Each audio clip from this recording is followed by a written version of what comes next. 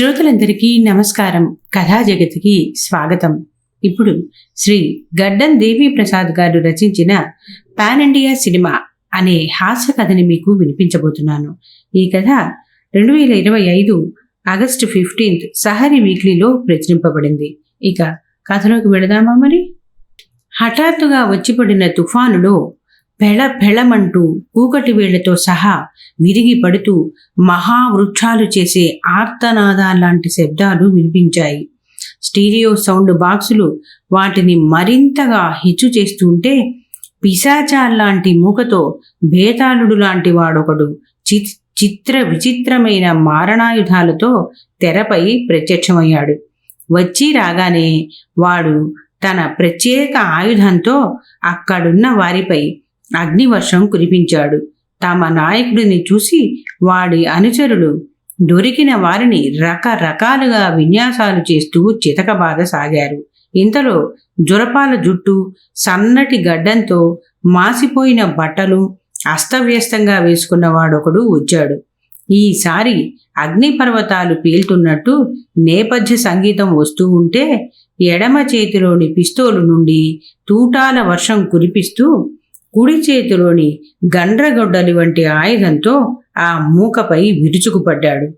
Cinema చూస్తున్న ప్రేక్షకుల్లో కొందరు అదే పనిగా ఈలలు వేశారు. మధ్యలో అలలుగా చప్పట్ల హోరు వినిపించారు. ప్రేక్షకుల్లో ఉన్న మిత్రద్వయానికి అర్థమైంది వచ్చినవాడే సదరు సినిమాలోని కథానాయకుడని. ఒకే సంస్థలో పనిచేస్తూ మరో 2 ఏళ్లలో ఉద్యోగ విరమణ చేయబోతున్న మిత్రులు ఏకాంబరం, పీతాంబరం కూడా ప్రేక్షకుల్లో ఉన్నారు. 10 ఏళ్ల క్రితం తమ మధ్య ఏర్పడిన స్నేహాన్ని చక్కగా కాపాడుకొస్తున్నారు. అరుదుగా థియేటర్లలో సినిమాలు చూస్తూ ఉంటారు.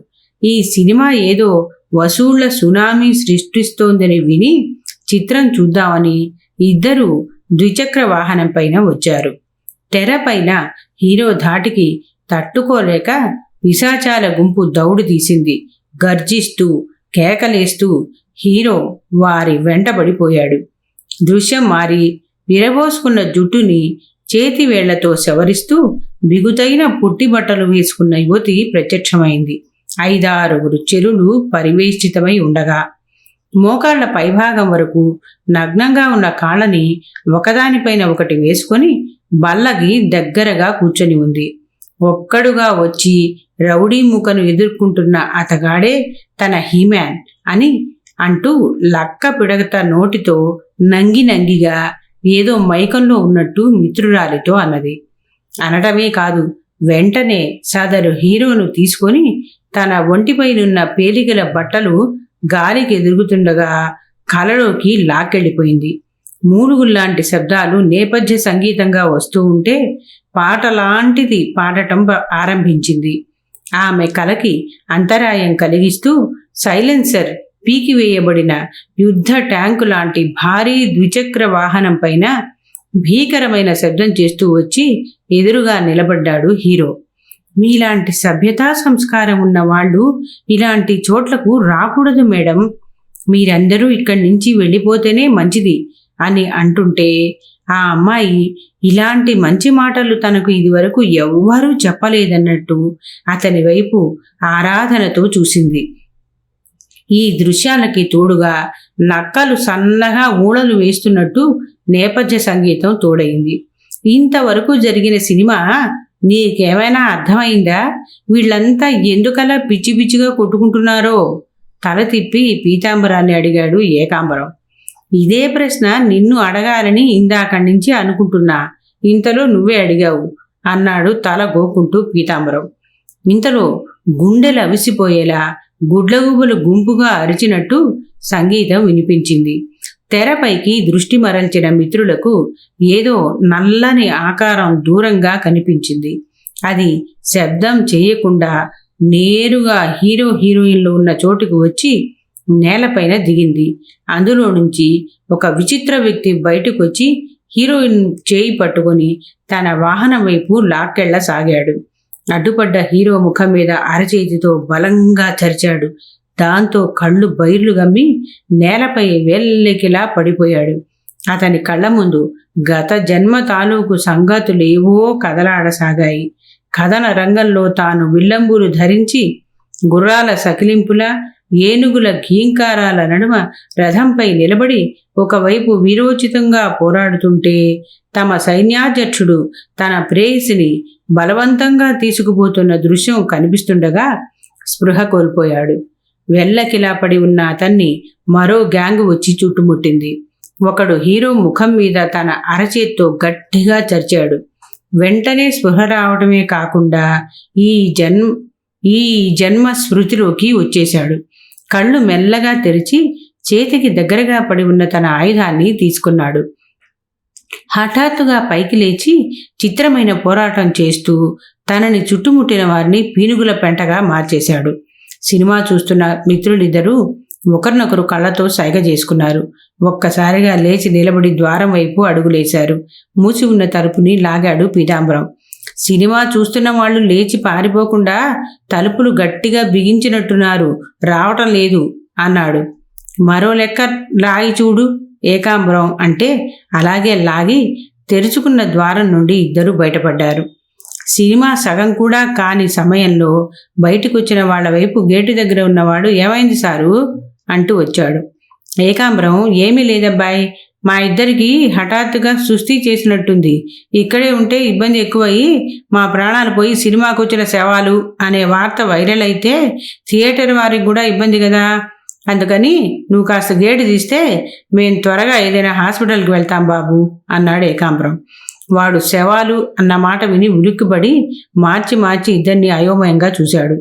పీతాంబరం వెళ్ళి బండి తీసుకురావడంతో ఏదో గొణుక్కుంటూ వాడు గేటు తాళం తీశాడు. వెంటనే మిత్రులిద్దరూ బండిపైన కూర్చొని నేరుగా ఎప్పుడూ వెళ్లే పార్కు వైపు దూసుకుపోయారు. పార్కుకు చేరి చెట్టు నీడలో ఉన్న ఓ బెంచ్ పైన కూర్చొని ఇద్దరు గుండెలు నిండుగా గాలి పీల్చుకున్నారు.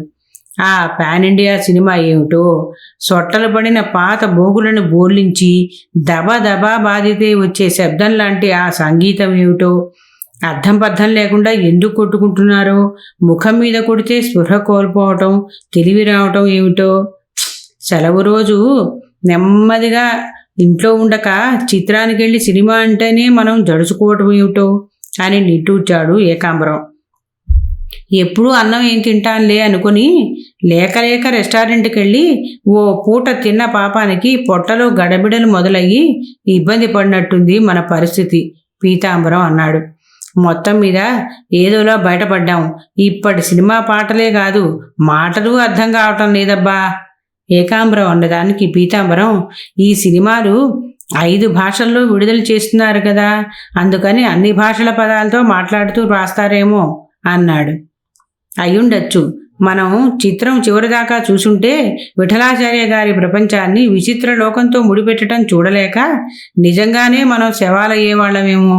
ఉత్తరాది నటులేమో గుట్కా పాన్ మసాలాల వ్యాపార ప్రకటనల్లో నటిస్తూ పాన్ స్టార్స్ అనిపించుకుంటుంటే మన హీరోలకి ఈ పాన్ ఇండియా పిచ్చి పట్టడం ఏమిటో, ప్రజలని ఇలాంటి సినిమాలతో హింసించటం ఏమిటో అర్థం కావటం లేదు మిత్రమా ఏకాంబరం అన్నాడు. వాళ్ళిద్దరూ అలా మాట్లాడుకుంటుంటే ఇందాకటి నుంచి అక్కడే తచ్చాడుతున్న వాడొకడు మిత్రుడి దగ్గరికి వచ్చి, ఇందాక మీరే కదా సినిమా హాల్ నుండి వచ్చేసింది ప్రశ్నించాడు. అవును, ఇంతకీ నువ్వెవరు, మాతో నీకేం పని అడిగాడు పీతాంబరం. మీరెళ్ళిన థియేటర్కి ఆ సినిమాలో నటించిన హీరోయిను విలను వస్తారని తెలిసి వార్త కోసం వచ్చాను. మీ వెనుకే నేను కూర్చున్నా, మీ మాటలు విన్నాను, మీ వెనుకే నేను కూడా ఇక్కడికి వచ్చాను. మీ బండితో సహా మిమ్మల్ని ఫోటో తీశాను. అంతేకాదు ఇప్పుడు మీరు మాట్లాడిన మాటలు కూడా రికార్డు చేశాను. ఊపిరి తీసుకోవటానికి కాసేపు ఆగాడు వాడు. ఓహో, ఏం చేయాలని చేశావు ఇదంతా ఈసారి ఏకాంబరం ప్రశ్నించాడు. నేను గుండె గుబేల్ యూట్యూబ్ ఛానల్ నిర్వహిస్తుంటాను. మన వాళ్ళు తీసిన ఈ సినిమా ఇప్పటికే 800 కోట్లు కొల్లగొట్టింది. 2-3 రోజుల్లో 1000 కోట్ల క్లబ్లో చేరుతుంది. ఈ సోదంతా మాకెందుకు చెబుతున్నావు మధ్యలో అడిగాడు పీతాంబరం. మీరు చూడలేక వచ్చేసిన సినిమాలోని హీరోకి అభిమానులు ఎక్కువ.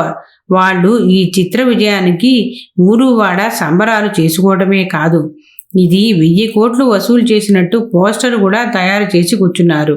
నేను నా ఛానల్లో మీ మాటలు మీ ఫోటోలతో సహా ప్రసారం చేస్తే మీరు బయట తిరగలేరు.